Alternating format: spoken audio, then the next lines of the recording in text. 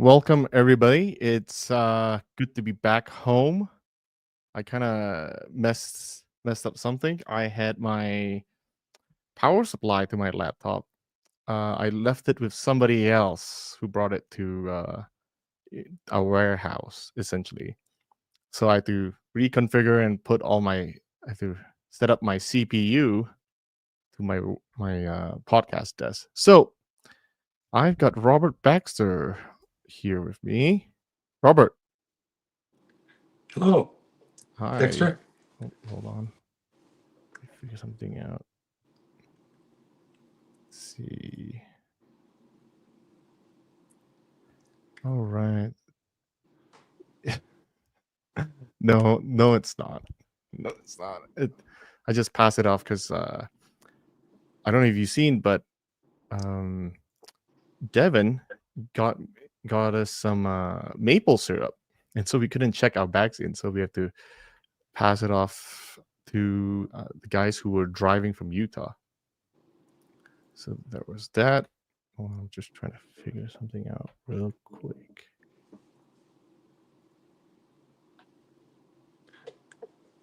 So while you're going, getting that set up, Dexter, maybe I One can start second. off.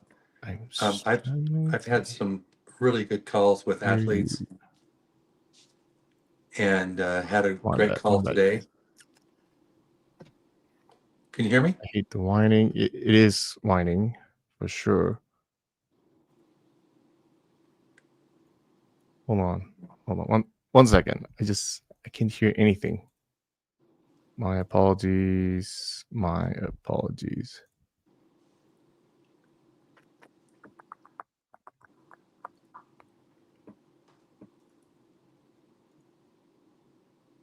Can you hear me, One Dexter? second.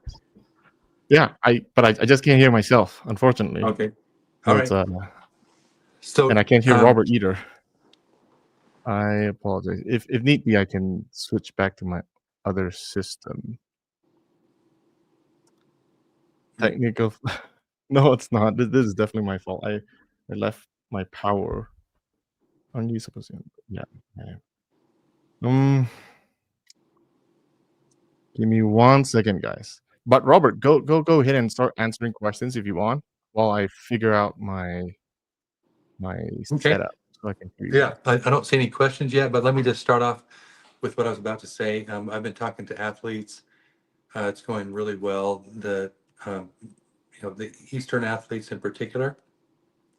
Had a great call today with Hermes Gasparini, and just wanted to get his take on things. And um, now that he understands the whole situation, um, and can see everything more clearly, um, he is completely on board with EVW as well as the other athletes that I've talked to. Um, there are other people helping as well in this process. Um, we've got the Shoshana Babayev, Yvonne helping as well. So it's going very well. I don't hold anything against any of these athletes. They were misguided, misinformed, clearly. And now that they have the whole picture, everything's quite different. So please don't hold anything against any of these athletes, guys. They're very good. They just had a you know incomplete picture. I don't see any other questions popping up. Um, Maybe I'll just share a little bit about the Colorado show. It went really well. I think everybody knows the production went great. Um, Went very smoothly, much shorter than some of the past events. We did have a issue. Um, you know, some I know there's two sides to every story. Um, there's a cyber attack that happened, or a website attack, and the other side of the story is that there's no website attack. Um, So we won't get into the drama on all this, but we are conducting an investigation with a cyber security company who's going to give us all the results. And we will, don't know if we'll make that public. We'll probably just move forward legally on that, and not create any more stress or trauma for the community. So that's that piece. I think we just keep everything professional and not really say anything either way. We can answer any questions that as they come up, that we can, but I think we want to be pretty discreet and not cause the community to have to endure more of this trauma. Back to you, Dexter. Oh, I sorry, don't. sorry, totally sorry No. about that. I don't know. Can you guys hear me? Yeah. Yeah, I literally had to Frankenstein my two different setups, and yeah, I apologize for that. I yeah, I just didn't have time. I just came back from my. I'm gonna invite this doctor of mine to the podcast. She's like super amazing. She focuses on like posture and scoliosis, and instead of going through the regular like surgery, she would put me on all sorts of weird contraption, like from the Adams family, and just give me like it's almost like a torture device just to get my back and everything straight. So sorry about that. Uh, yeah.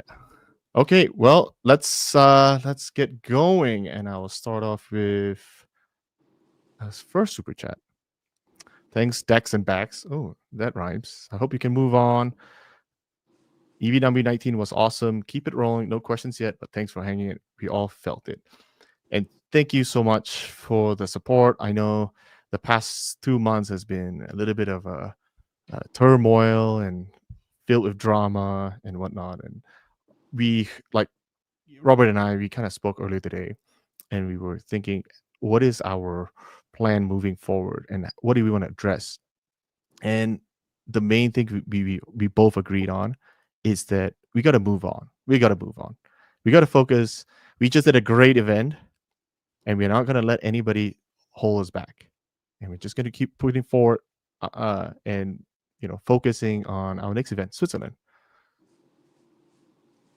So next one, are you able to hire Shaw staff for arm wrestling events in the future for audio visuals?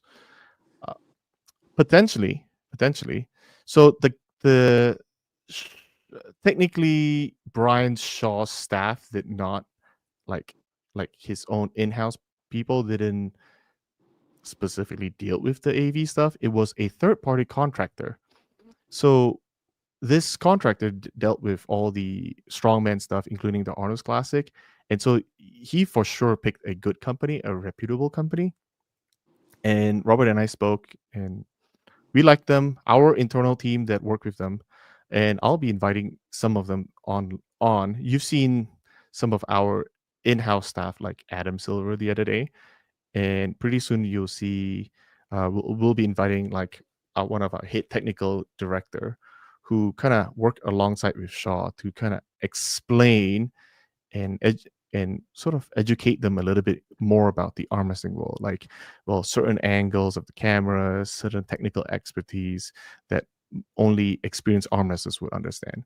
So I think it was a really really good collaboration, right? They brought in very high level professionalism while we brought in a lot of the arm wrestling specific aspect when it comes to AV production, and you kind of merged. So it was really really good. So yeah. Okay, there we go. There is okay. The chat messages are flying a little bit faster today, so I'll have a little bit of trouble answering all of them. So I apologize if I miss you. So one of the questions, Robert, for you: who's Vitali gonna pull in Swiss, or at least which arm will it be? Uh, we're planning on it being the right arm, and but nothing's been confirmed yet for his opponent. We're looking at several options. Been talking to several people.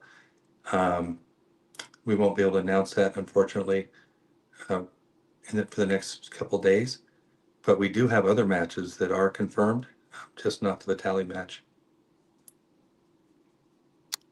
Okay. Sorry, did you answer which arm would it be? I'm thinking right arm is what the thought is. There is a possibility that that could be left, but Vitali's, of course, the left-hand world champ, super heavyweight, so a little limited as far as who would qualify for that. Right arm, we have two different possibilities we're working with. Oh, great. Okay. Another question is, I like the changes with the challenge flag. What about doing a promotional video to run at the end of the event for the next event? I think that's a strong possibility.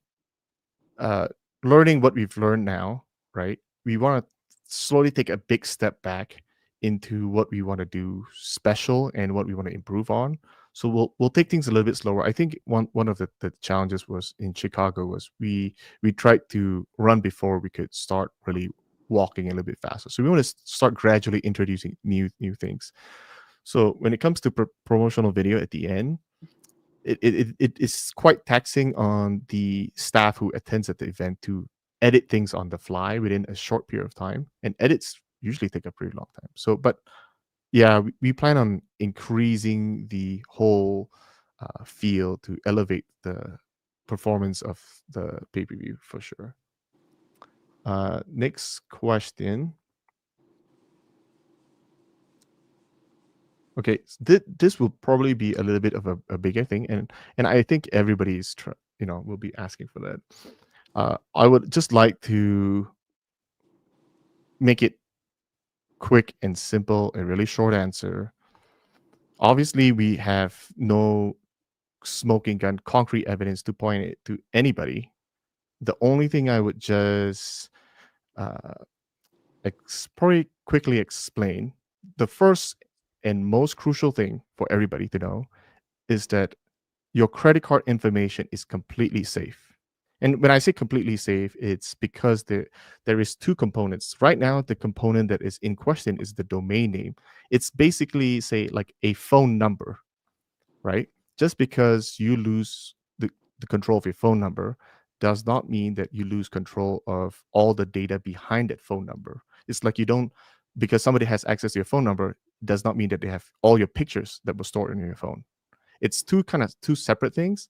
One is just the face of sort of the address, and one is where all the data is stored. And all the current data is all stored in a server called in Bluehost, and it's completely separate that only two people in the world has access. And it's me and our head tech guy. So I would just want to clarify that. The second point is that from the old domain name, it was registered under an email, which has been turned over to us, and the only people who had access to them were me and our tech guy plus the previous administration, right? And I know there's people talking about back orders and whatnot, but we know for a fact, and we are getting a certified report for the reason of to obtain our main goal right now is just to retrieve back the domain name, which I think we'll be able to do in the near future.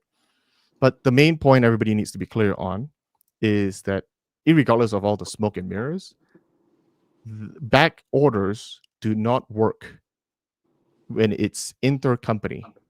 So if right now you see the registrar who manages the domain was switched from a Turkish company, Isentimil, over to Hostinger, which is in America. Somebody in Hostinger cannot place a back order on an Isentimil registrar, a domain registered in, and piercing the domain protection, the grace period, essentially. The only way that somebody can pierce the uh, the grace period is if it's within the same registrar. And I'm not saying Eric is wrong and whatnot, because if you were to do a simple check, GoDaddy is by far one of the largest marketplace for domain names, and one of their bread and butter is people buying and selling domain names. And matter of fact, even until October of last year, they actually discontinued this program for back orders, but the previous one still exists. But the point being is, if you look into this, back orders that you want to pierce the grace period can only be done within the same registrar. Else, if it's for a third party, third party back order service, they can only wait till after the grace period has been over before it drops. And well, so after it drops, I think it's about 80 days, then that back order service will be able to pick it up, but it cannot be done. So I again, right? I don't want to point any fingers. I'm just saying that I'm telling you what happened. I don't know who it is. I have no, Robert and I, we don't have 100% certainty that anybody was involved in this. Well, we cannot name a specific person, but we do know that it was malicious. It was malicious, and it was coordinated. It was, a planned thing. That's what I'll put it to bed. I don't want to keep harping on this because we're trying to move forward. Our new website is evwsports.com. It will take a while to that domain name to propagate everywhere. And going forward, our merch, you can get it at evwsports.com/shops. And our pay-per-view can be obtained from live.evwsports.com. So if you still can't enter our main website, type those exact full web link in there instead of trying to Google search it. So until we get it back, I'll make that official announcement when um, we have the full domain name of East vs West armwrestling.com. Don't go there. They might be spreading false information. Do not spend a single dime on that website, the old website at least, because it could be a spoof and they could be using and stealing your credit card information. So that's the old website. evwsports.com is the current official website. Okay, so I've already put that to bed. Next, Robert, this is a question for you. Can you guys tell us who is the matchmaking council? We can't, we're not going to be able to announce it right now. But we are putting that together, and we're getting input, really good input, actually, working on that every day. So we've got almost the whole match card done, and it's you'll see how good it is when we release it. But it's already been announced at the event, at the end of the event on Friday night, that we have Vitaly has committed. We don't have his opponent selected yet. We have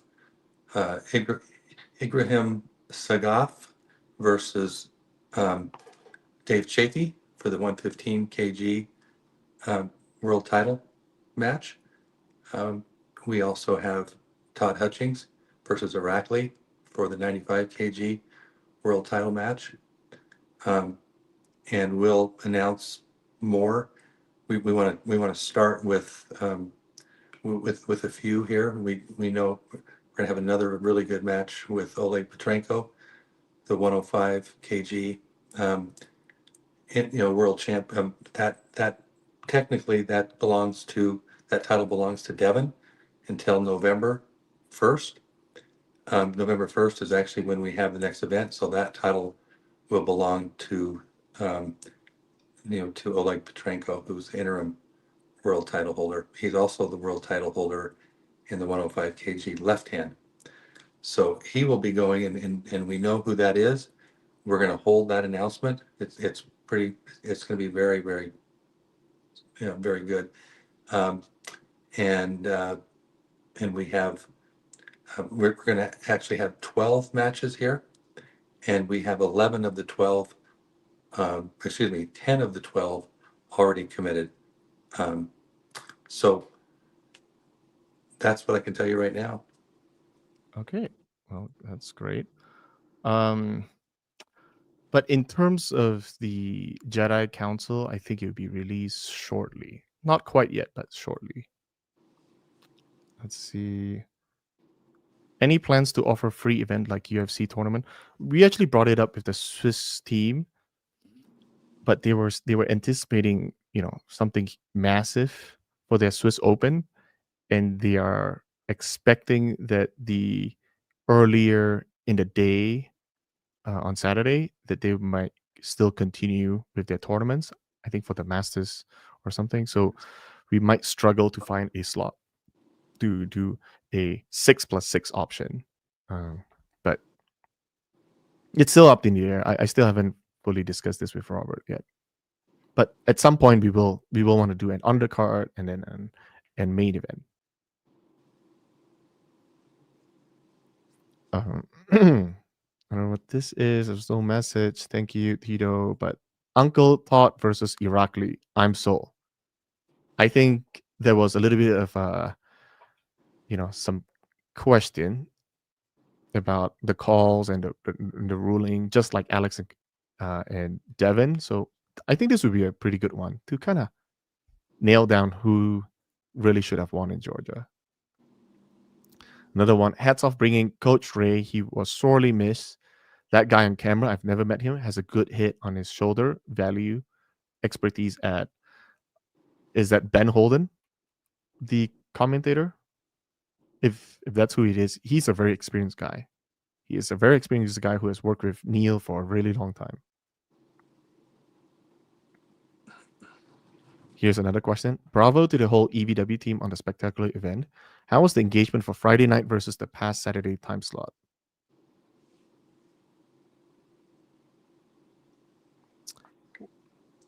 Wait, you got any comments, Robert?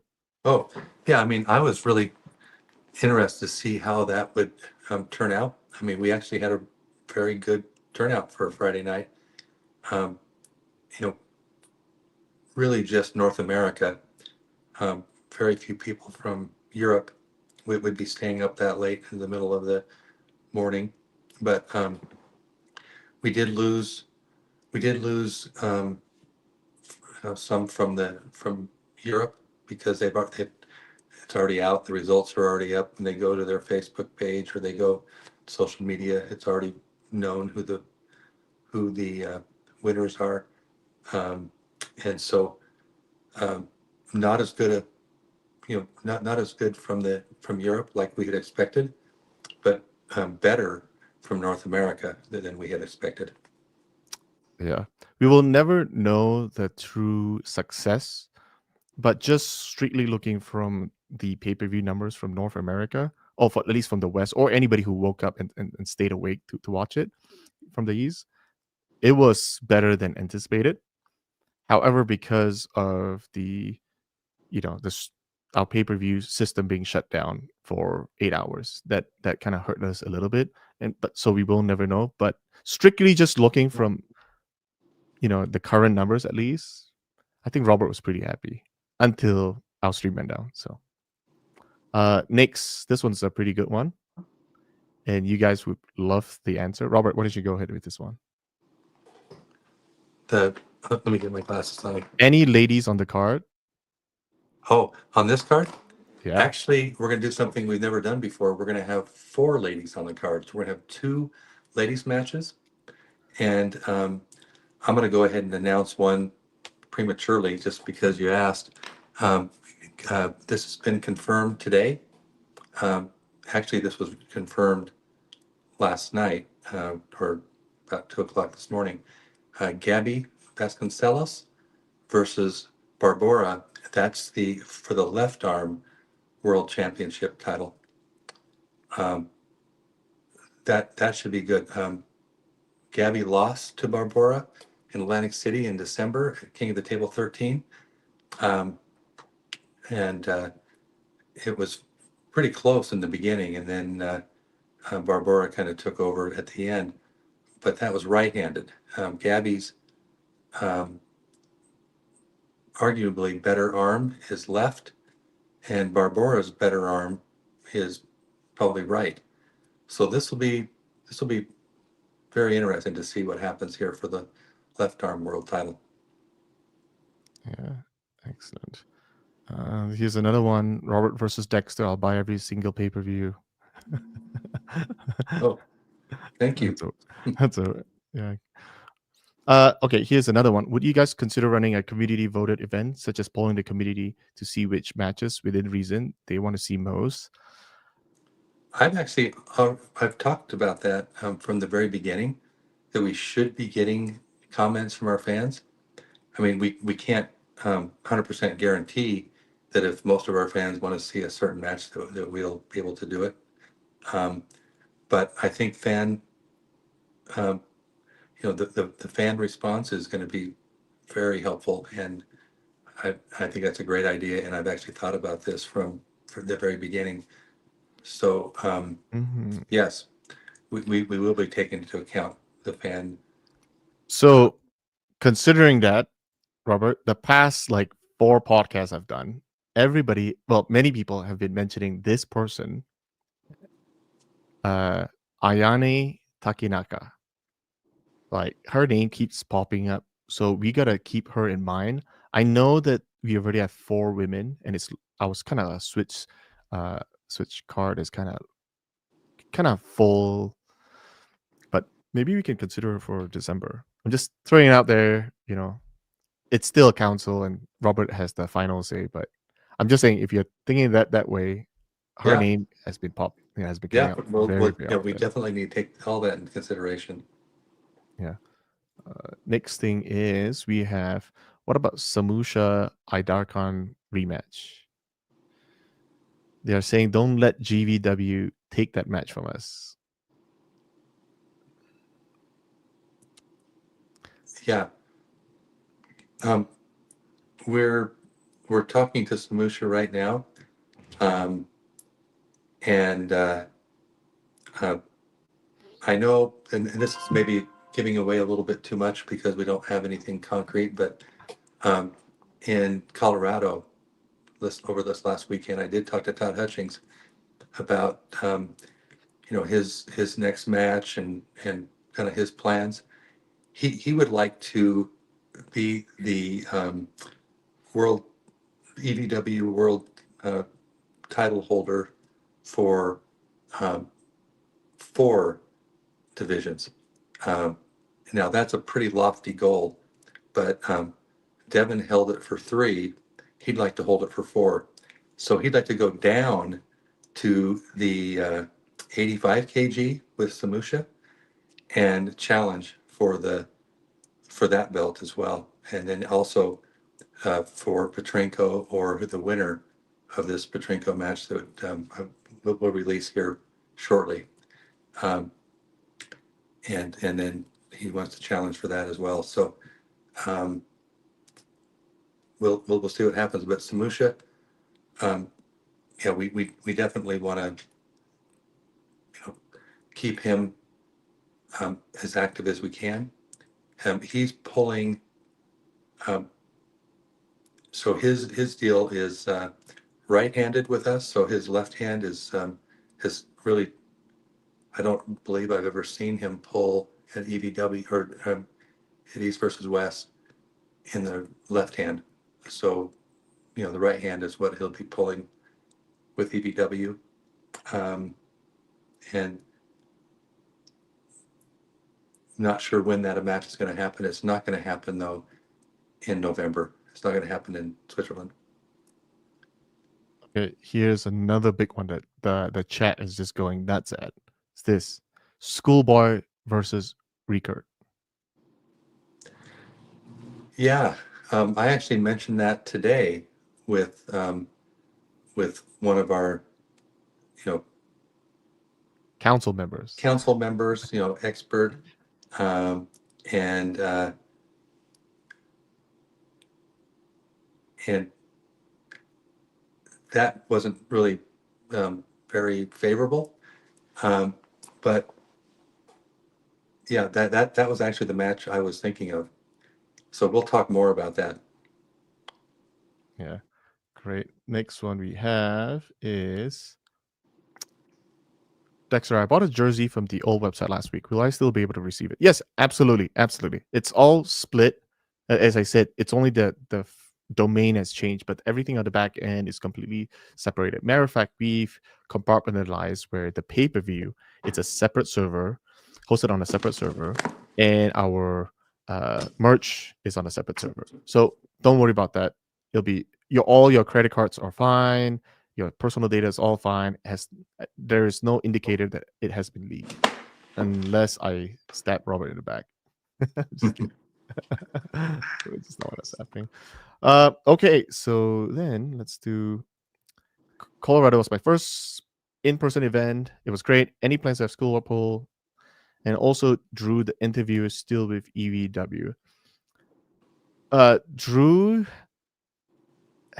was a little upset because of certain things that people have said, and he's like, I don't need this. I can just go back to hosting at NFLs and Oscars, Academy Awards, and whatnot, and MTV Awards. But we've reached out to him, and we kind of like, dude, we need your energy. We absolutely need your energy. So, I mean, several athletes also reached out to him saying that, well, you could really help us take us to the next level. Nothing has been concrete yet. We just got back. We were just focused on Colorado. So there's that. But again, Robert, here's another comment about Schoolboy. So it's been a while since we've seen Schoolboy, so we gotta consider him as well. Here's another question for you, Robert. What have you learned from taking over EVW? I learned that this is way harder than I ever thought it was, or that it would be. What else? Is there anything specific? Well, yeah, I've learned a lot, actually. I've learned, yeah, to be very careful. Normally, you know, I like to deal with, kind of your word and your handshake type of situations. But yeah, but I would say the two things I've learned the most is be very, very careful, more careful than you would think. And also, this is not an easy endeavor, much more difficult and complicated than it looks like just from the outside looking in. Next question we have. I know there are several questions about Devin. Has Devin been asked to take a break by the organization, or has he been asked to pull and not take a break? We have asked if he would like to attend Switzerland as an athlete instead of just a regular attendee. However, he really wants to pull, but he's got to check, with his doctors and whatnot, because he's been pulling back to back for a while, and he's been pulling way beyond what most pullers have done. So we gotta respect what his doctor says, and he has every right to decline. So if you want anything, Robert. No, I mean, we'll honor whatever our athletes want. And so if they don't feel ready or they want to be more rested, we don't want to push them. Okay. Next was, what approximate percentage of cost is athlete pay over accommodation? Oh, accommodation, it's a small fraction compared to athletes pay, by far. Athletes pay, they get paid a lot more than what we spend on accommodations. I don't know what the percentage is. It's hard. The percentage differs from event to event. Yeah, it's way higher than any other sport I've ever seen. So it's out of balance right now. Okay. We don't want to change the athlete pay except to go up, and the way to make it go up is to increase the fan base, and we have to get away from the pay-per-view model to do that, because pay-per-view model is just not working well. I mean, we're getting more and more piracy. It's not really sustainable with the pay-per-view model. We have to do kind of what, and I know you've been working on this, Dexter, and Drew was helping us as well to get into a Netflix type model. Yeah, a streaming service. A I mean, you streaming see service. UFC, they just signed a $7.7 billion deal. right? And that's the dream. With that money, we could produce high level documentary content. We could have multiple teams around the world. We'll be able to fly our teams all around the world to have a consistent AV product. Uh, so, like right now in Switzerland, it's pretty difficult for us to fly an entire team from North America over with all the massive equipment because we're talking about equipment the size of a bus, right? Uh, it's just logistically very, very challenging unless we have duplicates of the same equipment.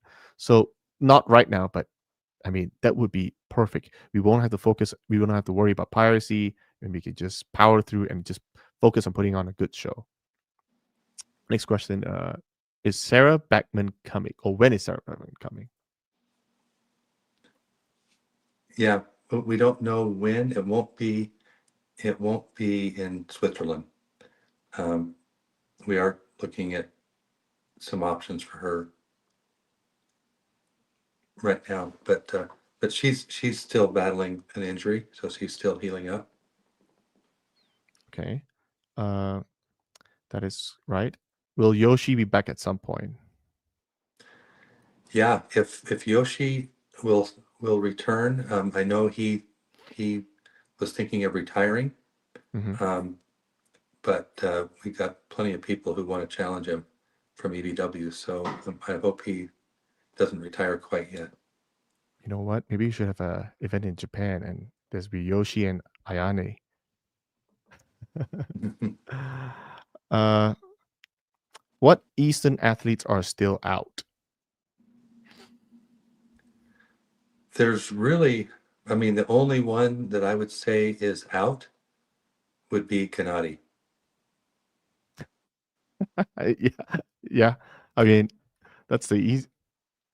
I'm really trying. Like every athlete, even I think was it yesterday where Ivan Matushenko posted a video in support of the new management, namely you, Robert, and he wished you the best.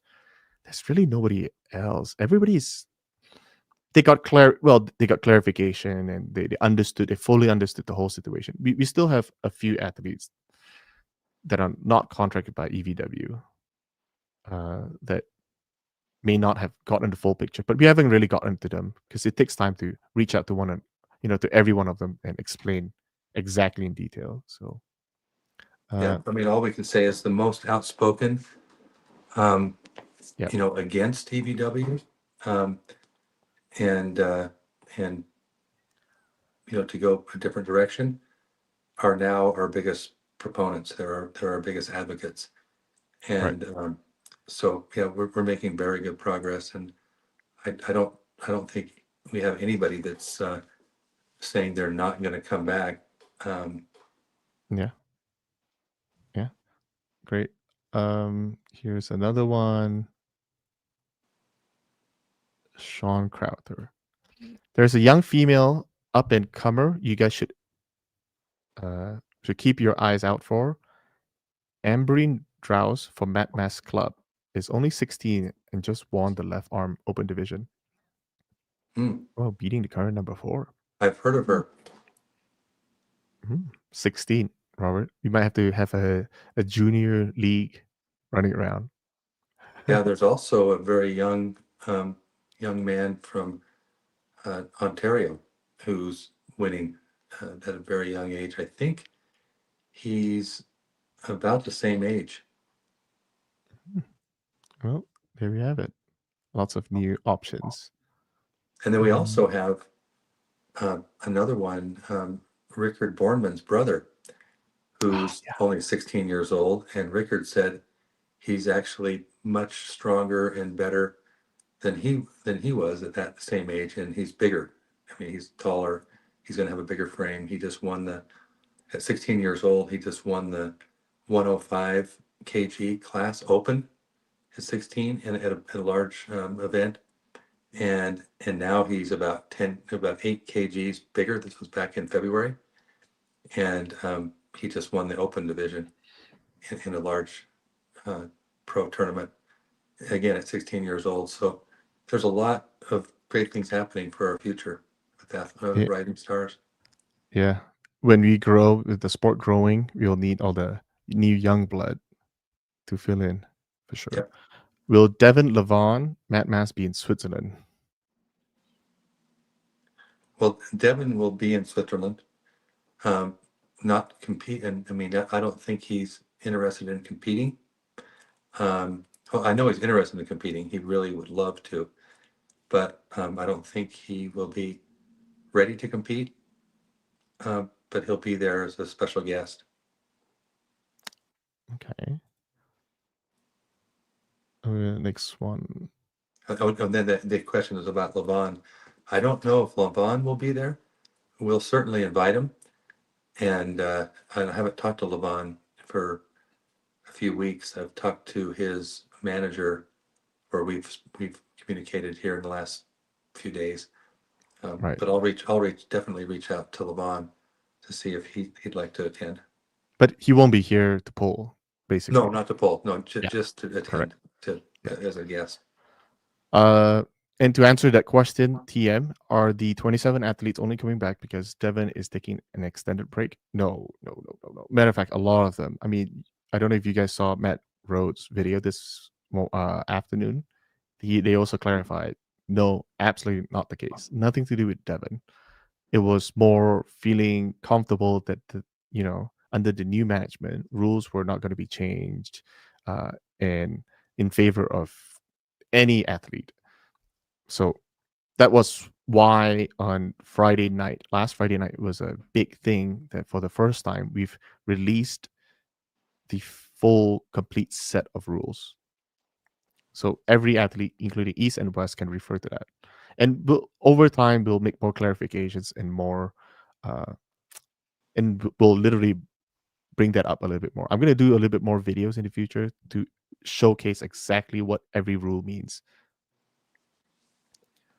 Circling back real quick, Laia Cornelson could be a great match for Ayane.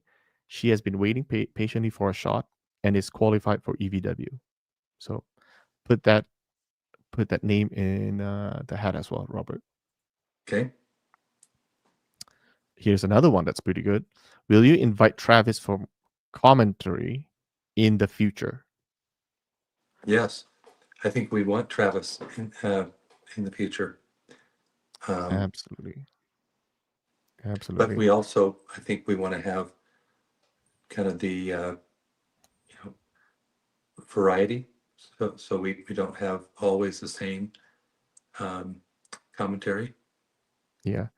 So far, yeah, we've made no indication whatsoever that Travis is not part of our league. It's just moving around. I think that's what the UFC does. I think that's what many other leagues, they rotate the commentators quite a bit.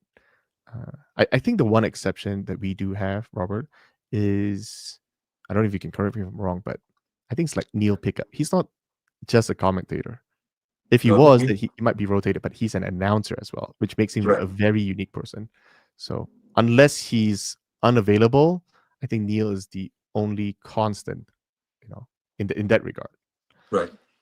All right. Here's another one. Consideration for EVW 20. Monster Michael Todd versus Devin left arm. Match only, no rank change.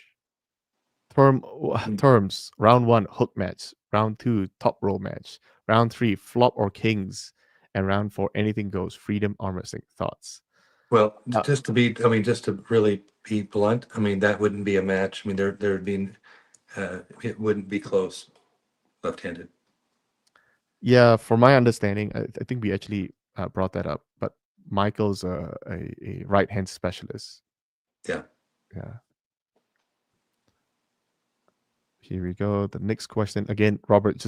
Just keep in mind this guy is a troll from the UK, so take things with a grain of salt. But he's a fun guy. He always adds color. Will we see Akimbo pulling at EVW? So that's not from the No. guy. No. This guy's legit question, and I think Okay. it's a real good question. He's pulling at GVW. I've actually mentioned that in the, I mean, that's been not my, you know, responsibility before. I mean, it's very clear that, um, you know, outside or any direction there is not really, it hasn't been really wanted, but I have mentioned that in the past, and I think it would be a good idea to have a Kimbo. Mm, yep. There we have it. Next one we have. This is from Siray, unless it's imposter. But did the event raise the bar of how the stream will go moving forward, along with how the athletes are treated? Um, I think there's definitely certain things that we we now know a little bit of what the athletes are expecting. For instance, in Chicago, we offer all athletes free haircuts, right? And then we didn't do anything extremely different in Istanbul because um, it wasn't fully planned But by us. But then, if you look back in Arlington prior to that, we offered, well, we actually gave all athletes and some uh, a special IV concoction. It's better than the Maya's concoction. So we also tried it to take care of the athletes, but turns out I think what the athletes really wanted was a case of water and some snacks. So we'll also start thinking about how we can incorporate that. And one thing I think they did well that we learned was instead of just having WhatsApp messages sent to everybody, a printout, a physical printout would be warranted. And I kind of told Anna that's our next plan for every event going forward. We'll try to set up like a small little packet that includes, certain small information of where to eat nearby and, all the schedule for the whole week. But most importantly, we will want that translated to their native language instead of them using Google Translate on WhatsApp, for their WhatsApp messages. So I think those small touches do really make a small difference. But no, we will try to keep figuring out how to raise the bar, but at some point there is also some financial reasonable cost. I think, matter of fact, I think Robert, have you confirmed that we will be having a small excursion with all the athletes to downtown Switzerland, so the athletes would have a chance to tour Zurich a little bit more, right? So that's something yeah, new that we're doing. Um, yeah, no, we want to continue to add more for our athletes, and you know, to answer Saray's question, do we learn anything? Yes, I think what we learned is these, it's not about really the money that you spend, because there's more money spent on the things that we've done in the past, um, on a lot of these things. It's really it's the little things that matter. It's these little touches. It's having a little bag at the front desk with, so they have the water. The hotel already supplies all the water for free, but having their own, you know, case of water. I mean, that was really, it's a good idea.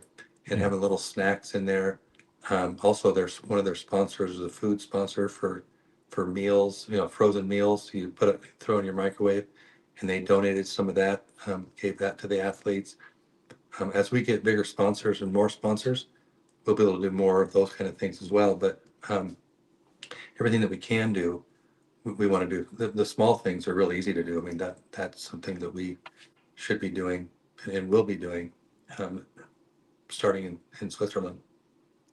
Next, do we have any plans on changing the name from EVW? We've talked about it. Me and Robert have talked about it. Uh, at one point, it was East and West arm wrestling instead of East versus West, to show unity. But it didn't feel very strong. It didn't feel like a real combat sport league name. I don't know. I don't know, Robert, if you have any thoughts on that. Yeah, I mean, I think it's a good concept that we're all united, we're all working together. But I think the fans want to see that, the competition too. They want to see that, you know, athletes from the Rivalry. East really, yeah, really competing against the West and vice versa. So, um, Yeah, I mean, I'm not sure if we would want to change the name. Um, Certainly, it's a possibility.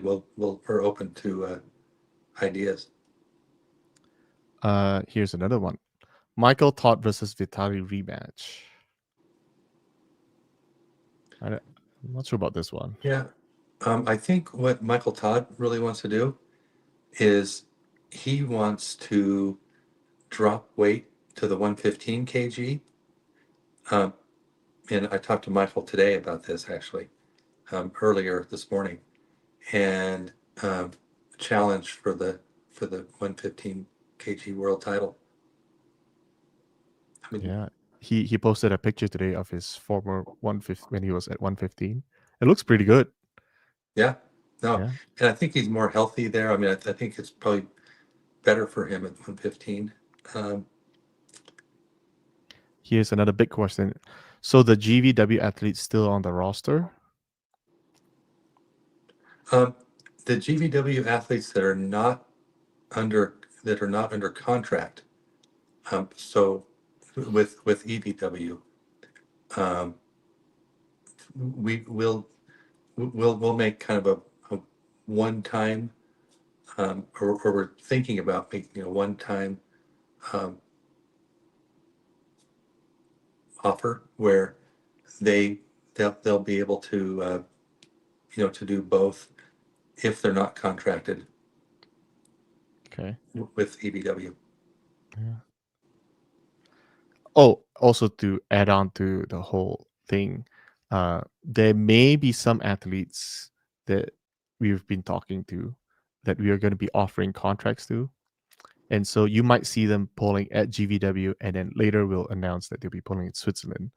And those are abnormal cases because they accepted GVW prior to us offering them a contract. But for any athlete who has not been announced at GVW, and we've kind of told them about our plans in Switzerland, and they decline, uh, well, I mean, and they still accepted a GVW offer, they will not be pulling at Switzerland. So there's that. Have you thought about adding a weight cutoff for super heavyweights at 275? Though an open division at 275 plus. Seems we have enough giants now. What do you Yeah, think, we Rob? talked about it. I don't know what the weight cutoff would be. Somewhere right around there. We've talked about 280 being the cutoff. Hmm. Yeah, right now we have a lot of monsters, and 275 to 390. That's a huge gap, Hmm. and all in the same category. How would I've answered this? What do you think of Travis's idea having a crowd commentator, him, a pay per view commentator, and an MC? To me, that glues all the atmosphere together. So, for the most part, to answer that question, that's what Drew was brought on for. He was sort of the crowd guy to get the crowd energy. So, anytime there was a downtime, like a commercial break and whatnot, he's the guy, to hype the crowd up, walking around, giving out, you know, interviewing small young kids who their favorite arm wrestlers are, throwing out free shirts, just keeping the in-person crowd. And occasionally, you've seen him interviewing athletes backstage, like the one where he did with Devin, where he was on the ground lying down, just interviewing Devin in his natural state. Those were in that form. Like Drew and I, we are closer in the same boat where we are not technically arm wrestlers, like very technical yet. We don't. We're pretty new to the sport, so we're still learning. So at the very least, we could cover everything outside of arm wrestling, and I think it's quite important to. Maybe it's the bias part of me. I always like to know where they grow up, where they grew up, what their favorite food is, what their current job is, and just get to know them on a personal level basis rather than, oh, that guy's a hook puller. Oh, Camille, yeah, he's a flop press, right? I mean, there's only so much of that to go around, and I think it's a good balance to know outside, no, on the table and beyond the table. Um, Here's another question, Robert. Any ideas for Brian Shaw's next opponent? Yeah, I mean, he would have to agree, but um, one one comment I saw earlier today was Derek Smith versus Brian Shaw, and I think most of the people were responding that Derek Smith would probably win at this stage. Um, but Brian would have to agree to the match. But um, Yeah. Okay. That'd be pretty good. Here would what would it take for a small influencer like me to get invited to cover a US East versus event and do a live podcast there? Honestly, it doesn't take very much. I contact me at Dexter at evwsports.com, and I have a sort of sort of an agreement that you have to sign to be sort of a media ambassador, and it will outline on certain things you can or can't do. Like for instance, you can't do an interview that is already being done by us. Example, you've seen all the interviews done by Ray, so that needs to go out first, and do not record our pins and basically live stream those. And if you have any videos, while as by being given a media pass, you get really good shots of certain things. You are required to also do a backlink to our pay-per-view website. So we are very welcoming to influencers, big or small, to come in and do coverage, because essentially that's you guys are kind of critical. You guys are the ones who are helping us, market and promote the event. So why wouldn't we have you help us? It doesn't cost us anything other than giving you guys access. So those are some of the small things. So happy to communicate with you guys to see how you guys can help us, and we can help you grow your channel as well. Because in order to go mainstream, we need every help possible. Next, any athlete from Latin America, like Thiago Ferreira from Brazil versus Lars Robekin. There are many monsters in Latin America. Well, technically speaking, I did do a check. Brazil is part of Latin America. And I just learned that. And so technically we have Gabby, who's going to Switzerland. So I don't know, Robert, you want to add to that?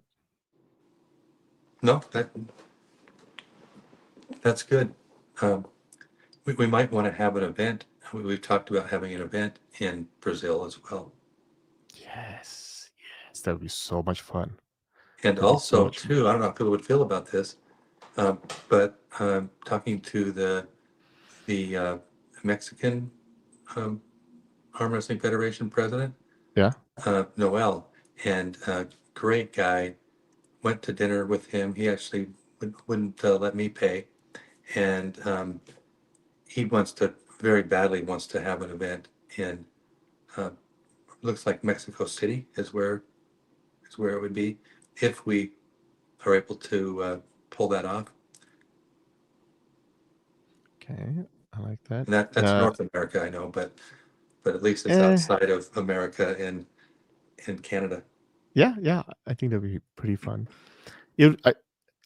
So I think it would be a huge investment in hiring Joe Rogan as an announcer, even it costed a ton.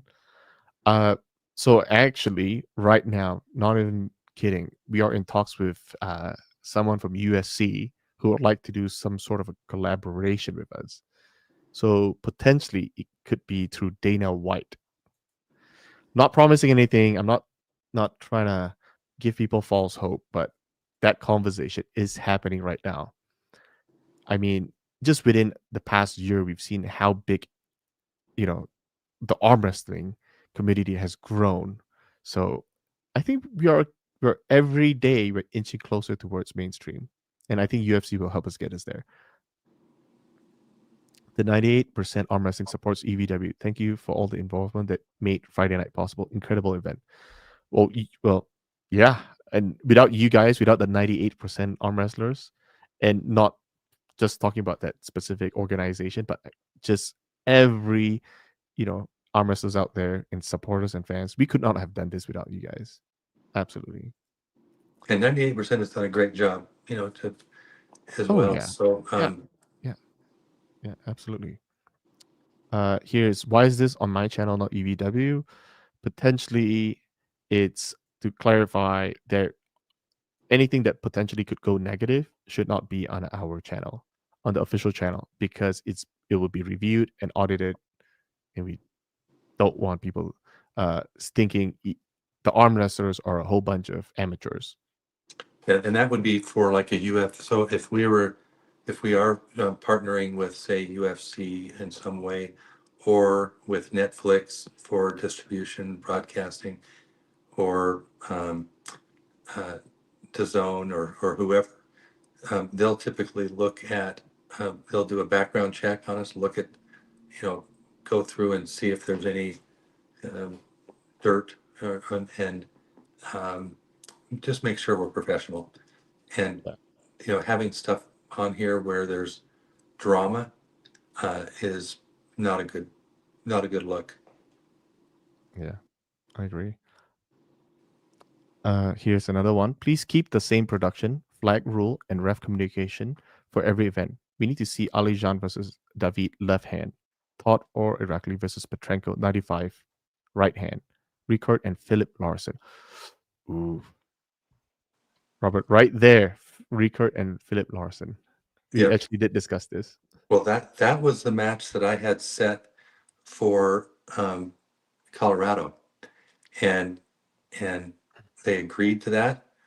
But then we had Pablo with Tobias Sporong, right-handed, and uh, Tobias agreed. They said, you've got to go through my manager for the financial piece of it. And he said, yeah, I can't do anything uh, until until there's an agreement with Ingen. And so that kind of fell apart. And then we had to switch things around because we didn't have the Eastern support at that time. And so the match that I had set and actually told the athletes that they were pulling each other, I had to switch because of that Eastern misinformation campaign. Let's see. Here's the other thing. Have you guys been looking at Southeastern athlete? Vietnam Dong Duc is quite popular. Arm wrestling is popular there as well. Uh, to clarify, of course, I'm not sure if you just joined, but I'm from Southeast Asia. I'm from a country called Malaysia. I was back there. I had meetings all set up, ready to go meet with our sports minister to bring East versus West and more arm wrestling support to the country. And from my understanding, Malaysia has the largest resources when it comes to that. Hence, so it matches up really well. Unfortunately, the Malaysian Arm Wrestling Federation uh, has opted to not vote to return back to WAF, which makes things a little bit more tricky. So currently, there is very little chance for us to enter Malaysia. But I personally watched the match between Don Duke and Gregory Yao. So yeah, yeah, I know how capable he was. Matter of fact, we had Mike Ford from Malaysia, from Sabah, who was the Honors Classics champion, and came at pole at the Open tournament last weekend. So yeah, there's a lot of we love to give support to every corner of the world. I've been talking to people from Africa to India, uh, instead of just our regular North American and Eastern European. So we want to grow the sport, around the whole world. Will you be bringing back the strongmen? I was super impressed with their performance and promotion. I think I was talking to a few of the strongmen, and they love arm wrestling enough that the way that they presented it to me, that they'll be continually training in arm wrestling. So I think there's a lot of possibility. We'll see more and more strongmen over the years, especially those who have sort of semi-retired from strongman, transition over to arm wrestling as well. I don't know, Robert, if you have anything to add to that. Yeah, no, definitely. I think we want the strongmen to be part of arm wrestling. They already are. And there's a lot more that is being done right now um, to get more exposure. Um, and as more top names like Brian Shaw, Eddie Hall, who actually has even more subscribers, double the subscribers as Brian. He's bringing a lot of influence and a lot of eyes to the sport, and getting more strongmen into arm wrestling. Um, Also, Neil Pickup is helping because he's got a lot of exposure to as an announcer for Giants Live, the big strongman competition in the UK. Um, he's doing a lot as well. So, really together, we're making this. It's not just one person or one league that's doing all this. It's really a community uh, drive to make this sport what it can be, and it's pretty impressive to watch the arm wrestling event here in Colorado, and then to watch the strongman event. There's really no reason, I can't see any reason why arm wrestling can't be as big as strongman. I mean, I I know I'm biased, but I'm like, wow, what? I mean, we're not really missing. I mean, there's nothing that you know.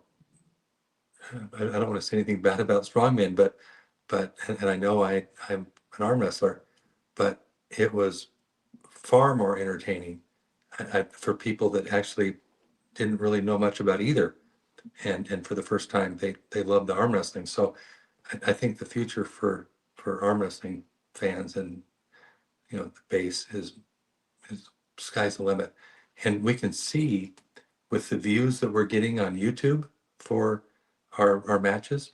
Um, we've got millions of fans out there, which means that when we do a deal with a subscription model, Yep.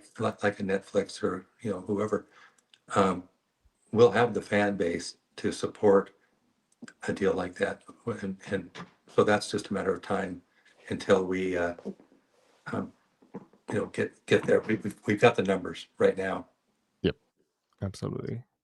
Uh, Next we have: is it possible Devin Vitali in Switzerland? He can take a massive break after health always comes first, though. Yeah. So we kind of answered earlier, but Devin is checking, but it's very, very unlikely that he'll be able to pull in Vitali. He needs a break. Yep. Have we considered Rumble for streaming deal? We've considered everything. As a matter of fact, I sent an email out to oh shoot, was it? It's not Twitch. But yeah, we are talking to multiple different people, but ultimately the pie in the sky is a company who streams to the most countries as possible. So we'll get there, guys. We'll get there. Robert and Dexter, what is your relationship with WAF? And will you be assigning someone to scout the Eastern champions from WAF? Yeah, we will be, and we are. So WAF is very important to to our league. That's where the talent. That's where, well, at least most of the talent in the East comes from. The new talent, and um, so we need to keep an eye on on the WAF athletes, and we do have representation there right now. Uh, oh yeah, somebody mentioned Kick. Yes, Kick was the person I've been discussing and communicating with in a streaming deal. Uh, is the challenge flag going to stay? Yeah, as long as the athletes agree. So we had all the athletes agree ahead of time to our Colorado event, and so that's now set. In order to have it set for, it's really not a rule change. It's not a match rule change, but it's a more of a process change. But just to be safe, because we did say that any There would be no rule changes or match, I mean, and meaning match rule, but just to be safe, we'll make sure we get all the athletes in the East and the West to agree before making that widespread. Excellent. Next question. As a Christian, I must share this, but God demonstrates his own love for us in this. While we were still sinners, Christ died for us. Okay. Try not to get too religious on the show, but great work, guys. We are all behind you supporting what you thank you for what you do. Thank you, 98. I mean, 98 is, yeah, for everybody out there, if you guys can't find your local clubs, hit up 98. They are growing. They're trying to partner with a lot of reputable people within the arm wrestling community here in North America. Uh, yeah, hit them up if you can't find a local club. How do you effectively enforce contracts in so many different jurisdictions when the organization is located in the United States? Well, um, the way the contracts are set up, it's under Dubai law. And so most countries in the world recognize Dubai law, whether you're in the East or the West. Okay. As the sport gets bigger, what will happen as far as drug testing goes, if anything? Drug testing. Do you have any plans, Robert? No, we don't have any plans as of yet. There may be, um, in the future, there may be, depending on the deals that we get with broadcasting. Um, they may make some demands. We'll have to make some decisions, but um, I guess the answer is we don't know. Uh, Great. The pro announcer you had at the Blue Arena was great. Night and day difference. Have you hired someone to set matches going forward? Do you officially offer Vitalik to fight? Are you investigating who hacked the site? Okay, well, that there's a lot of questions here in one post.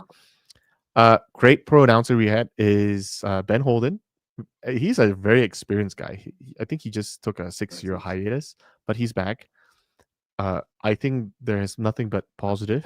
I met him. He's a pleasant guy to deal with, and he has been working with Neil for a while back in the day. So there's a very very high likelihood if he still wants to work with us. I'm just kidding. We'll definitely be in talks with him for sure.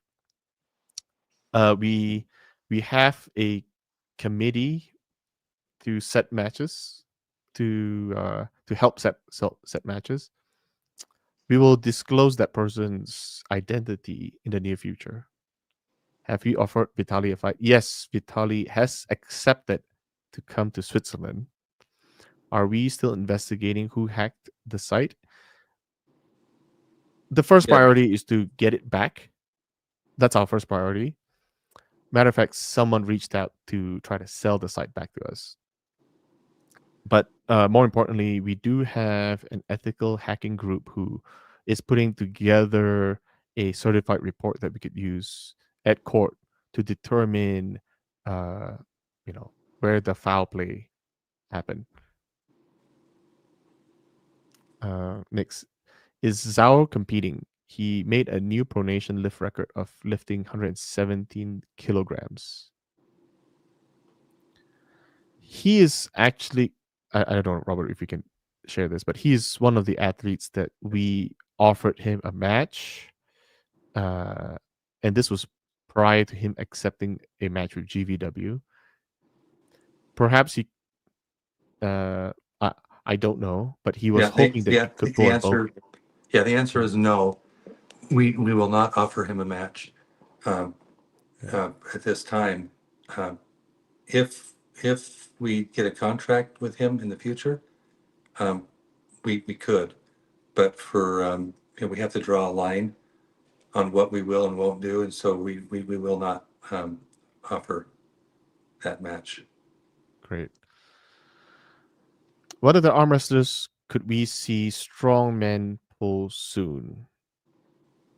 Are we ready? For example, RVJ, Wayne Withers, Matai, Warangangi, and Wagner. That's your question, Robert. Um,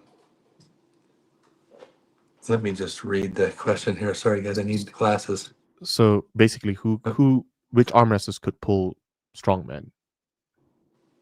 Well, any of our arm wrestlers could pull strongmen. I don't think the strongmen are quite um, developed enough in arm wrestling to be able to pull against those guys, or any of those guys. Um, the time will come probably pretty soon where they can, but um, I don't think the strongmen are ready yet for that level. Yeah. Next, we have can't wait to see you guys do in the future. We have no doubt it'll be epic. We're all behind you. Well, thank you, 98. And thank you for all what you guys have been doing to help grow the community. What about East versus West straps? I saw all different straps at the event.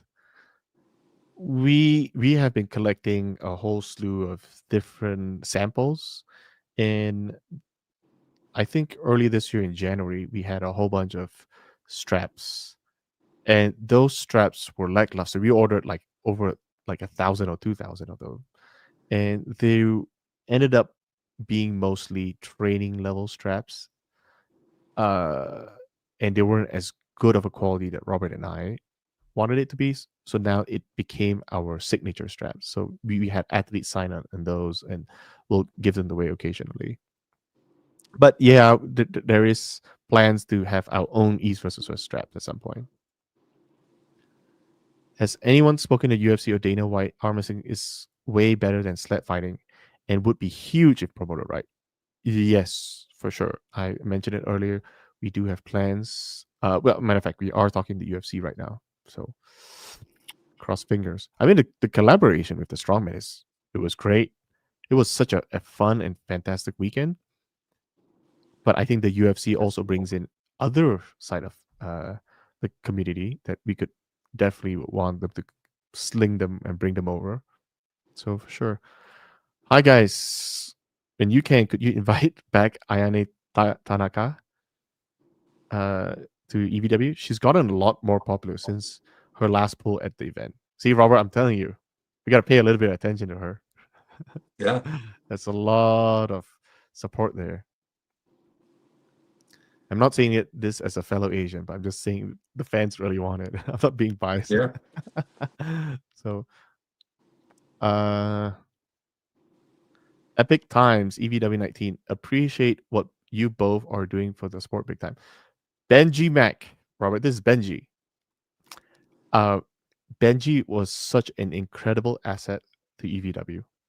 He was helping us from the autograph room to the merch to that a lot of behind the scenes videos. He's a fantastic guy. He's one of the nicest guy I've seen. The first time I met him, it felt like we were already longtime brothers. He's the guy who'd be like a true ally of the sport. Like it's difficult. If we had like 10 more Benji Max, I think we would have been mainstream by now. Just throwing it out there.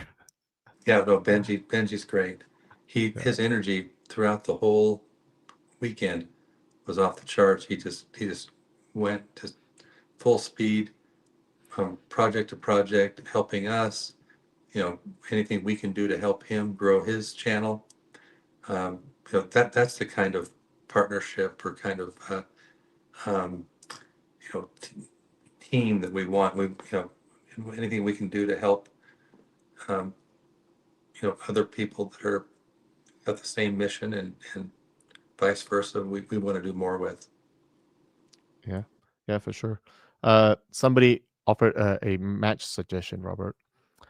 Drew versus Benji. So Drew's a big, he's a big moderator, uh, of ours, and Benji is more of a joke. But You mean yeah, you mean Drew the host? Drew? no. Benji, no, it's Drew the moderator. So he's a very, very like another big ally to the sport. He watches almost every video. He's moderating, and He's Mm, everything from his mouth. It's all positive, positive, positive, positive. that's great. Uh, he is another one. People thank Gold Star Coffee. They have been supporting arm wrestling for the longest time. Shout out to Adam with Grip Arm Sports. They have been amazing. Glenn. I mean, that guy has a wealth of knowledge when it comes to sports medicine with Infinity Functional Performance. Yeah, Great guy. Great guy. yeah, he Love that really guy. is a great guy. Great sponsor. Here's another question. We need more 70-kilogram matches.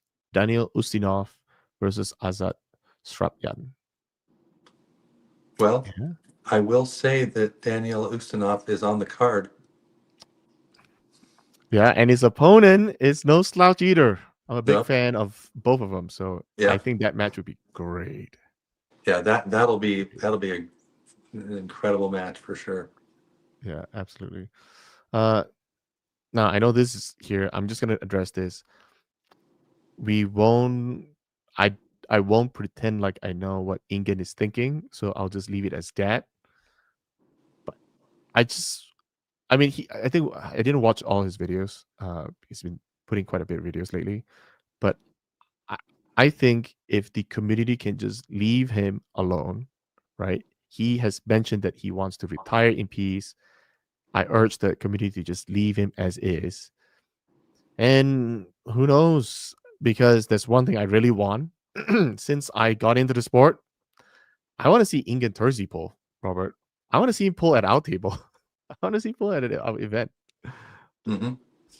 But let's all, if I can urge everybody, let's leave him in peace. Uh, and I know it seems like, you know, it, I was alluding to pointing that he was the cause of everything. I never once mentioned his name, but all I can do is I can point to that region. So I won't mention anything about that further because it's an ongoing investigation. So I'm gonna leave it as that. But let's just leave him alone and focus on the future. I had a meeting with many people today, and everybody urged me, let's just be positive, focus on going forward. Matter of fact, Ivan Matushenko is one of them. He says, let's ignore the negativity. There's always people trying to drag you down. Everybody's going to throw stones at you, but that's how we get stronger, right? So let's leave it as that. Jolene Clark. Oh, hey, Jolene. EVW should do a female RR. Not sure what RR stands for, but Eastern females versus best Western females. I think it would get a lot of attention as well. Robert, do you know what RR stands for? I know. RR. Let's see what the chat's saying. What is RR? Anybody can tell me what RR stands for? Round robin. Oh, okay, round robin. That makes sense. Hmm. Maybe that's a king of a table event, Robert. Something to consider. Yeah, actually, Bob Brown has a really good idea Mhm. about. It's not really a round robin, but it's an 8-man, or in this case, 8-woman, I guess you could do, event, and kind of like the same thing that he did with Max Underground in Salt Lake City, where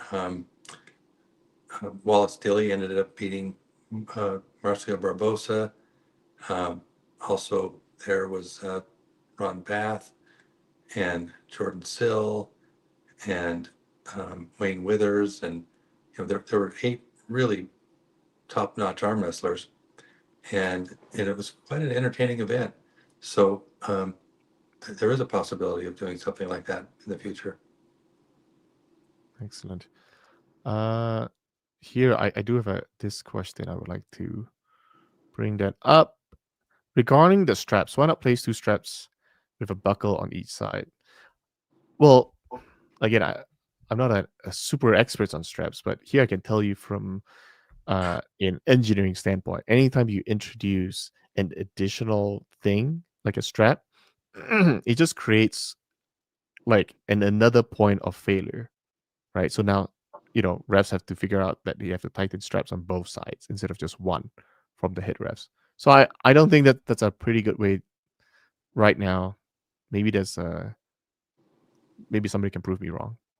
Yeah, I think what we want to do is, if there was any, I mean, we would have to get WAF approval for it, so it wouldn't be really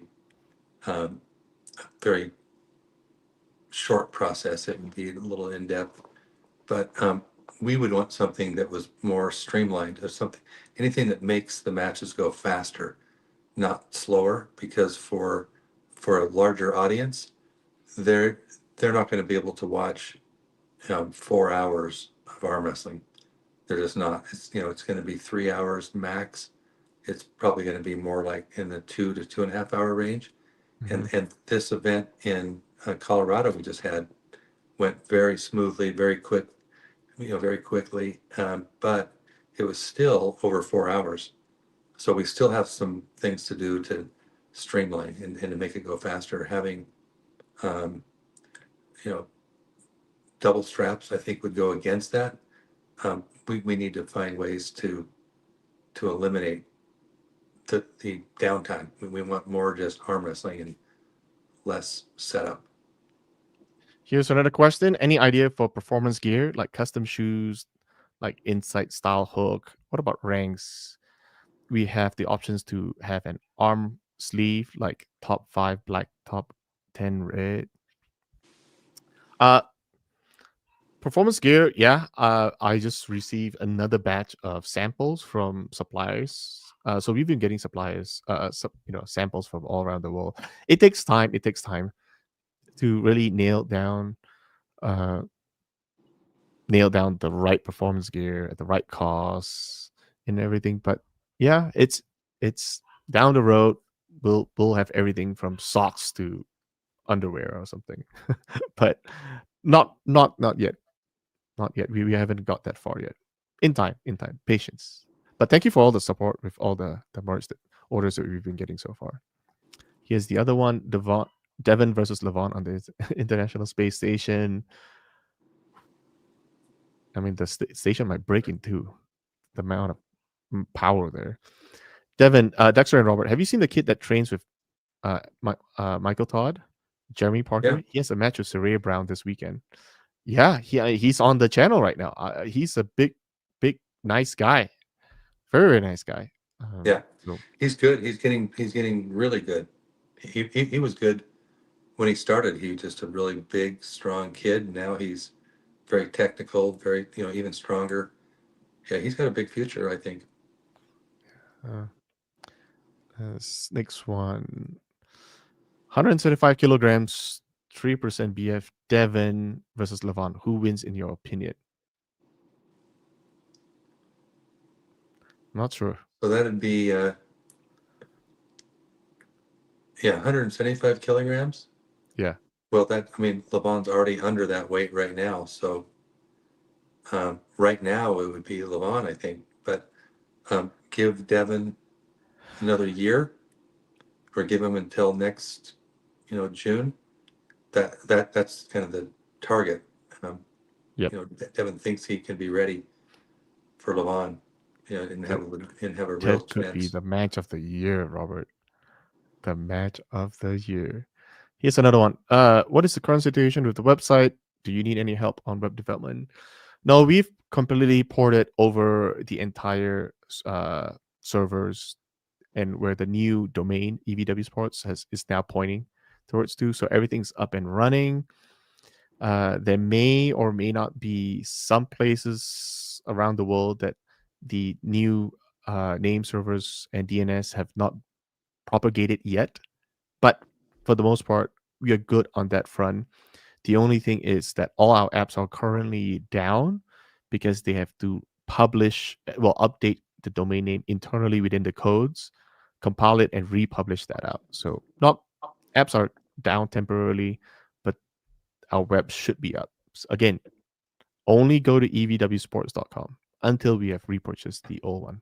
But going forward, even if when we repurchase the old website, a web domain, it will still just be a pointer towards our current website, which is evwsports.com.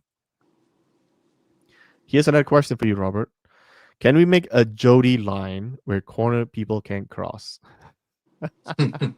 Well, we actually talked about having a line, um, and that was at the Colorado event this weekend, and um, we do want to have a line, and we'll just have, probably for now, just duct tape, just signify or just let people know, where they can go, and what the boundaries are.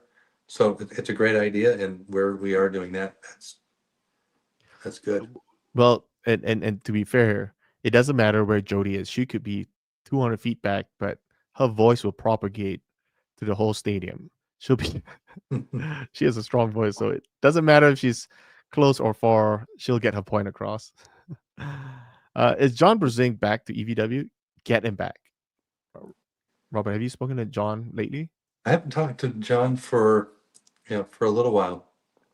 He's waiting to. I mean, if his back cooperates, and he doesn't know how much the surgery is going to affect him. Um, but yeah, we definitely want to keep John in EVW. I might do a poll. Can one of our moderators do a poll for me?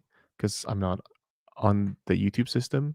Can you guys do a poll to see how many uh how many of you guys think that having a 4 hour event and longer it's okay? Like you guys will still watch the full event if it's a 4 hour event, or is it too long, or is it too short, or you don't mind going 5 hours? Can you guys do that and then But and then we need to also know if they are um, an arm wrestler or a fan, because an arm wrestler, I think, would be fine watching an event over it's 4 hours. we cannot have follow-up questions that way, Robert. Oh, okay. So the poll it's singular. It is. So Yeah, so I don't think the poll will help us too much now, but in order to no, get because I would imagine everybody who's on our channel, all 500 of them, would still give us some level of an idea of it's a mix, athletes and fans as well. yeah, So it's well, just yeah, something out there.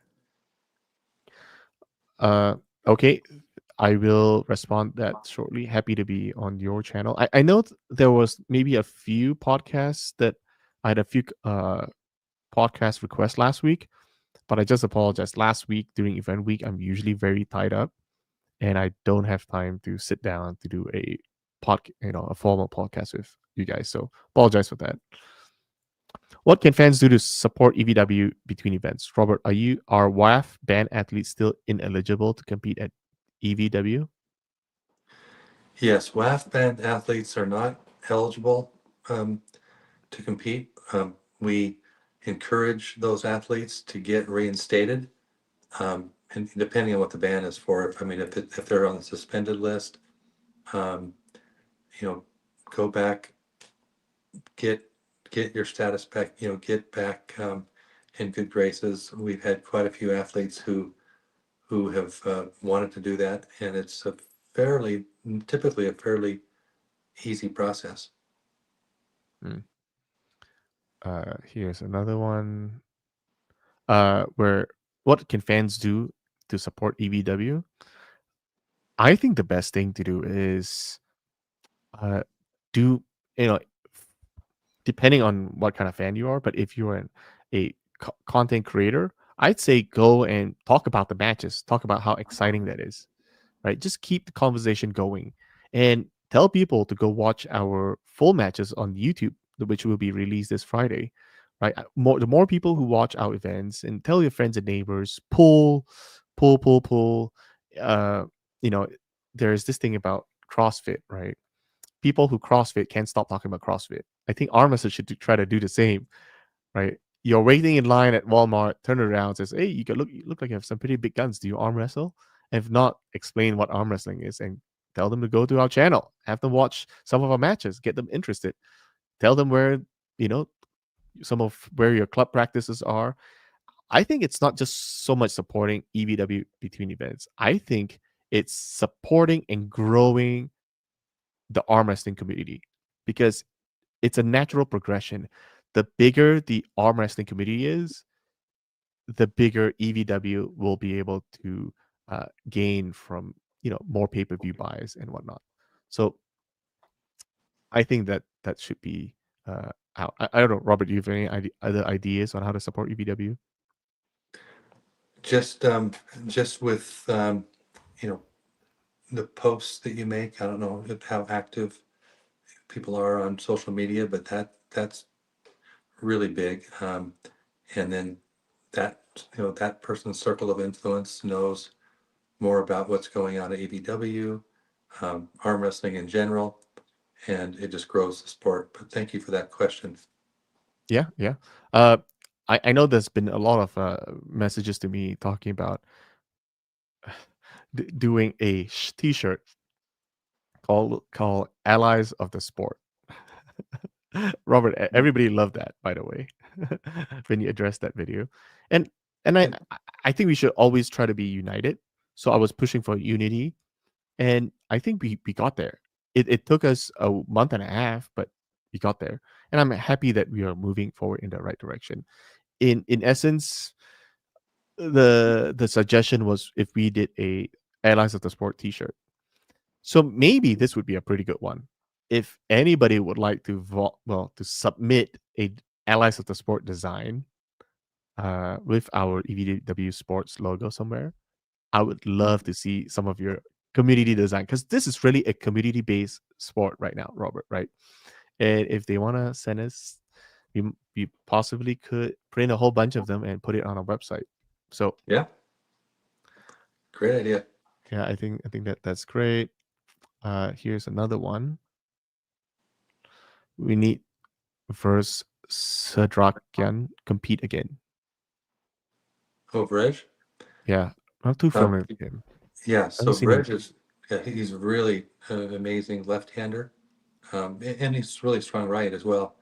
He just has to get, back, um, in good graces with WAP.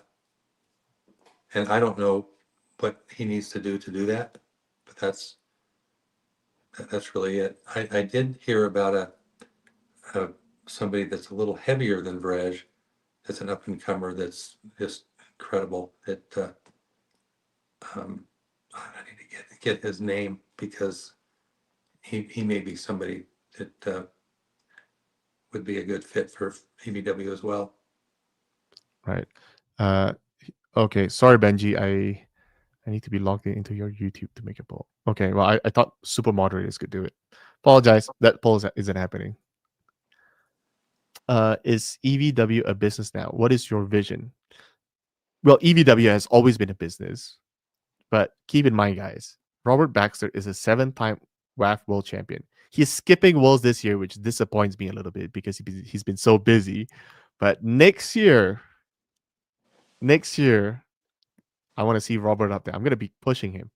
I'm gonna steal his phone away until he gives me like 10 reps. Then I'll give his phone back. But but yeah. Well, So anyway, go ahead, Robert. What is your vision? yeah, yeah. So um, EVW's vision is really to bring the sport, um, help bring the sport to the more of the masses. And how we can do that, I mean, we can do it through bringing in other related sports like strongman. We can do it through uh, like UFC, like we can do it through bringing it into a much bigger platform. We've talked about Netflix a lot, but it doesn't have to be Netflix. I mean, there's Amazon, there's Hulu, there's DAZN, there's lots of subscription models, Okay. or subscription services where you pay a monthly fee and you're not really worried about all of the piracy. If we actually do just that one thing, we pick up a lot of the viewers and the subscribers from that channel that we never would have had before, and we're able to realize a lot more of the revenue than we do now. Right now, it's going in the wrong direction. So that would change everything big time, and then also allow us to even pay the athletes more and attract better and better athletes um, for the future. So and how we do that, there's a lot of ways that we're working on doing that. One of them is to do more documentaries, which requires more funding, which means we've got to go back and we've got to be bankable, to really do these big projects. And um, so we've got to be profitable to be bankable, and to do these documentaries and and create fans of the athletes, just like these other sports have done, for F1, tennis, other sports have done this. UFC did it when they had um, you know, the, the reality TV show, and, with Forrest Griffin and all that, these fans become, fans of the athlete first, and then they want to watch the athlete compete, and they want Right. to tune into where that is. And so we need to do a lot more of that in order to really reach our potential as a sport, in my opinion, which just requires a lot more money. Yep. But Yep. getting away from pay-per-view and into a broadcast stream, that's a subscription model. That's the next big step for us. 100%. 100%. I uh I also want to point out, because somebody was asking, how does subscription model solves piracy? Well, for one, uh just to give people an idea, UFC costs about $80 per pay-per-view, right? And with the new partnership with Paramount, CBS, I think it's like $9. Somewhere I think it's a lot more affordable, and it's monthly. And how Paramount makes money is different from uh because their network is so much bigger. Non UFC fans would also still purchase pay-per-views because maybe they want to watch Yellowstone or one of those TV shows. So naturally they have a bigger budget. Which example, right? How many people here, all 500 of you, have a Netflix account? Okay. Now imagine if we did a deal with Netflix. Essentially, that cost goes away. Okay. Which also means that there's no need to pirate anymore because you guys are already subscribed. That's how usually subscription models are a lot cheaper when we go to broadcast streaming.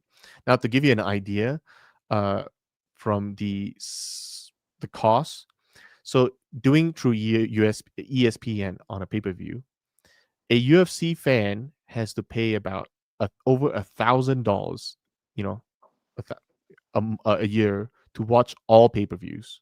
With their new subscription models and whatnot, with Paramount, it's maybe $150 to watch every UFC event.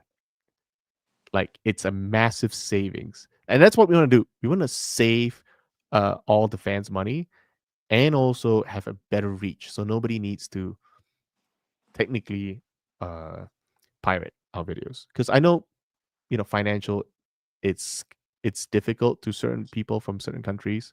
So I understand that, and that's why we're trying to figure out how to reduce our overall costs and still have enough financial backing from the streaming companies to grow and grow and grow. Um, Next company. Another guy says, "Who's complaining about the duration of events? I have zero issues with a 4-hour event."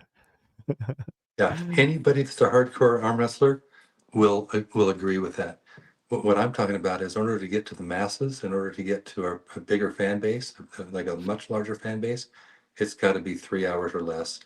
And that's pretty much, I mean, you just look at any sport, any mainstream sport, um, you know, you're not going to hold the attention of somebody that's not just a fanatic, or not just, a purist, very hardcore arm wrestler in this case. Yeah.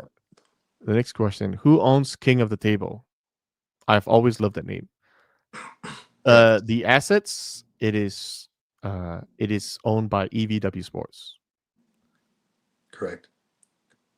Next question: How about a free event and no pay for athletes? Well, there are a lot of costs that goes along with an event, and athletes is by far the largest contributor to that cost. But we are talking about venue costs. We're talking about logistics, getting athletes there. We're talking about lodging.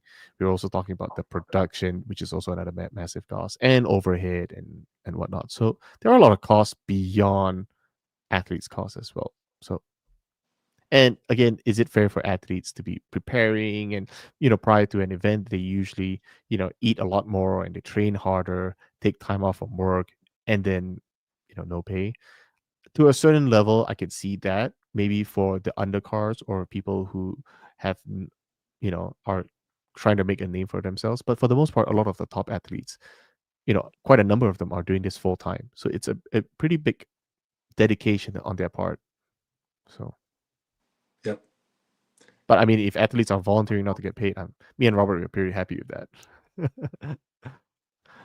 um, what the EVW think about having elevated center stage where everyone can see and I guess up and close? A small stadium style for arm wrestling is great for viewing and interacting. I think we've talked about it, right? Other leagues have done so, make it like real intimate, real small, real hype and busy and crowded, and it does give a lot of energy to the athletes for sure. I don't know, Robert. Do you have any thoughts about that? It's pretty hard. I mean, the way it was done, it has been done in the past. It's kind of hard to do unless you want to have a smaller group. But um, yeah, I don't know how we would really do it unless we had elevated seating and then a certain above a certain height where you're above where the athletes could block the view. Then you could see down, um, and it could work that way. I'm not sure if that's what the fan is asking, but um, for now, I think we need to stick with kind of line of sight that they can Yeah. see the match. But they could see it on both sides, so you could have, uh, if the venue allowed, you could have the stage in the middle with elevated seating on both sides, and that could work. Yeah. Let's see. Here's another one. It's hard to get unity when Robert refused to invite Zaur. How do you want to disclose that, Robert? Oh, we have to have lines that I mean that otherwise Hmm. we really without some kind of parameters, then everybody can just do whatever they want. So I don't think we can do that. I think we have to have rules.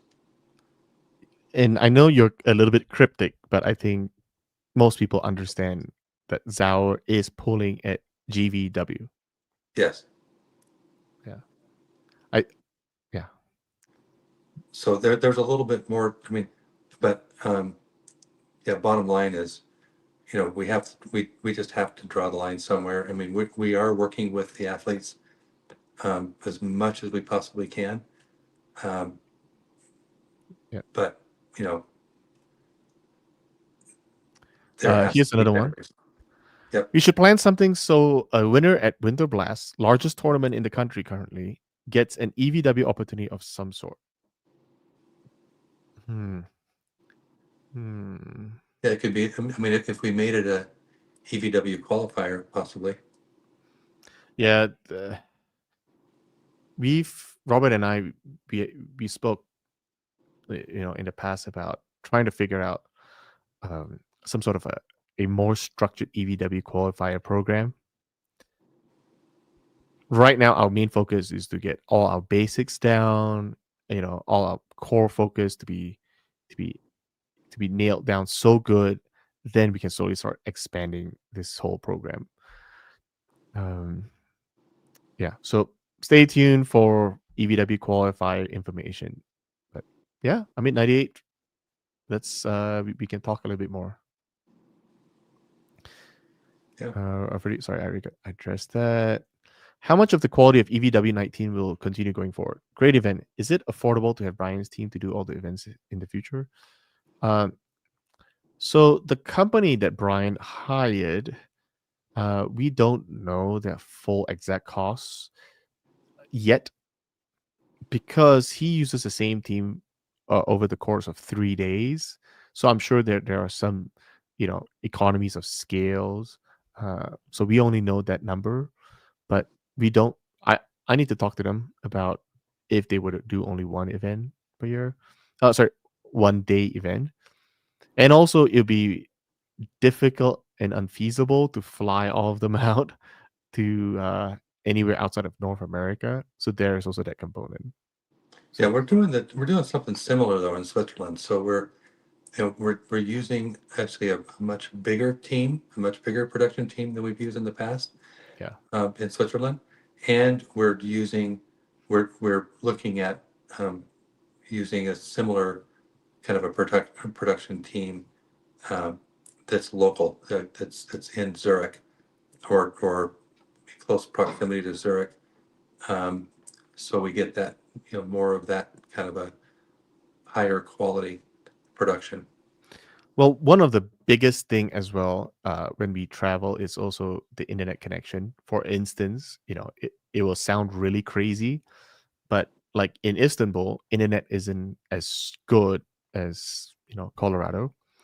We and then they brought in a satellite truck, and even the satellite truck, that's like a 40-year-old technology. So to create another layer, we spent at least, I think it was like $5,000 to bring in another set of equipment that's ridiculous. You guys would never imagine this to be the case. This equipment essentially is using 5G technology, but 5G technology on a cell phone has its ups and downs, right? Sometimes the internet connection cuts off and whatnot. This machine, uh, we had to plug in like I think it was like 10 SIM cards. 10 SIM cards in there with all 5G. And essentially it's like 5 cell phone power into one box as our backup stream. So it's kind of a weird thing just to get that level to some level of uh, you know in bandwidth. So it's a little bit tricky every time we travel, but and I know it's easy to say, well, let's do one event, pick one venue, and every event is at that venue. I think we would have perfect stream quality all year round, no problem. But when we travel, it's going to be challenging. But what we learn now is because we embedded several of our core team members with Charlie and his team, we kind of understood some of the technical requirements that they have been using, and we'll be using that going forward, like camera types, settings, whatnot. So, and then our producer would go ahead and inform the AV production team and insist that we use certain type of equipment. So that's what we could do. For instance, I don't know, maybe I'm getting a little bit too detailed. Like cameras in the past, they were using like broadcast systems 1080i, just so to in case our bandwidth and bitrate is too low, and now we are switching everything to a watered down 4K. So there's a lot of those kind of things. But yeah, for sure, we will improve and improve and improve as much as we can. We need to encourage athletes to be more engaging if you want to go mainstream. Totally agree. I mean, this time around, a lot of our matches had a lot of energy outside of just going there and pull. I think this event it was very entertaining. It was very entertaining. Less the injury for sure. Free prelims with 4 matches like bare knuckle fighting till you expand. So Robert, like we've discussed in the past, there is the early prelims like the UFC does, right? And those are on the free channel. Hype up the crowd, get everybody a small taste of what's to happen. They get to see the production quality, and then we transition over to the main event in the later in the day, and that's the pay-per-view model. So we have talked about it, and I addressed that about potentially doing it in Switzerland. Please convert COD to a tournament event consisting of the best athletes. That would be awesome. Imagine the top 10 uh super heavyweights. Huh? Something to consider, Robert. We could use COD as a tournament instead of Yeah, that's a great idea. it is a good idea. Yeah. It that's really what king of the table means when it comes to ping Sure. pong or like table tennis, right? Hmm. What are your takeaways from Shaw Classic? I think that like athletes, they like all the small little things that may seem very insignificant, like providing them with snacks and waters, and but it really goes a long way. And I thought that was a really nice touch from them. Yeah. Yep. Yeah. Yep. I think they did a great job of just covering the little things that really, you know, it makes a difference. Yeah, for sure. Here's an arm wrestling has a tremendous range. Can EVW capture part of the wildness we saw in Game of Arms without alienating the purists and keep things fair? Super honest, I have not seen Game of Arms. I don't know. The Yeah, I'm not super sure what that is. Yeah. Uh, It was a reality TV show that went back in the 2014 to uh, 2018, something like that. Um, it was entertaining. Um, yeah, I'm not sure if we want to do something like that. I mean, there's other people that are doing things that are going to be kind of fight houses mhm. and things like that that'll be more entertaining and pick up more fans too. So Yeah, I thought you were gonna say Neil Pickup because he does things like that too. yeah, well, we've got multiple people doing things like that.